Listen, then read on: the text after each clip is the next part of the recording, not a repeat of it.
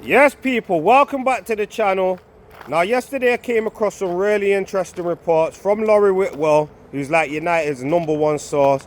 And in these reports, he claims that after speaking with people at the club, he now believes that even if we lose to Sunderland on the weekend, Ruben Amorim's job is safe and secure. And just to top it off, he even states that Jim Ratcliffe wants to and plans to keep Amorim and give him the whole season because he believes he's assembled him a team and a squad good enough to make Europe.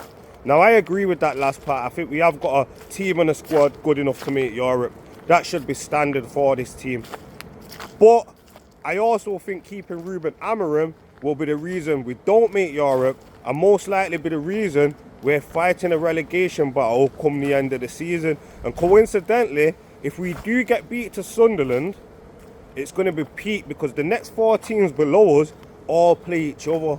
And the most likely outcome is that by the end of the weekend, regardless of their results, if we don't win, well, a draw would help us a bit. But if we were to lose, we'd be sat in 16th, a few points off the bottom 3. Relegation battle.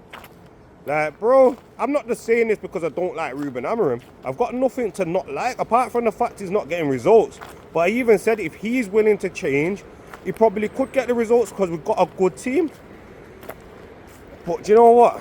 I nearly got conned into it. I listened to an interview of him saying he's willing to change and the system will change. And then I found out that that interview was actually before our last game where he started playing Mason Mount left wing back. So I don't even believe him. I don't even believe he will change. I think this is a lot of PR, and this may even be PR. Now, don't get it twisted, I don't think Laurie Whitwell would make up a story. I don't think he'd lie whatsoever. But could he have been fed a lie because United want to protect Amorim for now? They want the pressure, you know, silence. They just want everyone to feel like there's a camaraderie and a togetherness. So maybe that's the case. It may not even be 100% true, but I do happen to believe it because it has come from Laurie. Do you know what I mean? And so far, the actions have shown that ineos actually do what about Amorim. So I have no reason to believe that this isn't the truth. But for me, it's very concerning, man. Very, very concerning because we're not in a good place at all. And it's like they're basically saying, unless it gets drastically worse, we're back in Amorim. But even a slight bit worse means relegation battle. So this is a very, very dangerous game. And for me, even though it wasn't ineos per se that appointed Ten Hag, they were the ones that extended his thing. They were the ones that give him an extra year when we could have made the decision to get rid of him. And we've seen how that panned out by giving him longer than he deserved. And I think we're doing the same thing here again. And I know they were in charge when we could have got Kane and got Rasmus, but I think they made the same mistake again. And I just don't think they've looked at what's gone on and changed much. I think they're just repeating the cycle. So for me, it's very, very dangerous. And we're just going in a rabbit hole, really. But look, man. Ruben Amorim. Do you know what I didn't really realise the other day, or until a couple of days ago? That he's only actually beat 5 proper Premier League teams.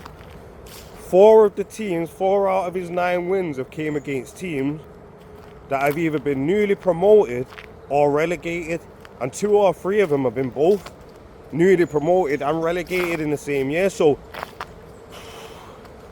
these are worrying signs for me.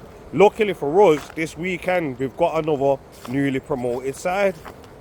But if he was to lose this game and they're still going to back him, that's very, very worrying and concerning for me. After that, we've got Liverpool as well. I really don't see this getting any better. Before this interview, I genuinely thought we'll beat Sunderland. It's Sunderland, newly promoted at Old Trafford. We've had 2 wins on the bounce at Old Trafford. But after hearing that interview, I believe what Wayne Rooney said years ago. The club lacks ambition. And the club has now settled for being an average team. And I think all of this shit, all of these moves that they're making are just about the finances. I think we've actually settled. I think this 2028 plan is absolute nonsense. Because if it was genuine, do you know what they would have done? Got rid of my favourite player, Bruno Fernandes, for £100 million, because you're never going to get that for a 30-year-old again, and gone out and bought the midfielders. Or they would have sacrificed somewhere up top, somewhere in that front three to get the midfielders, but they didn't. And now all he does is complain because he hasn't got the midfield. You didn't want the midfield, big man. You could have got it. Listen, man, I don't want to go on another rant. You know me, I'm Ruben out. But yeah, man, now I'm not even feeling good about tomorrow's game, man. What a mess. What are your thoughts, though? Let me know in the comment section. Like, share, comment, and subscribe.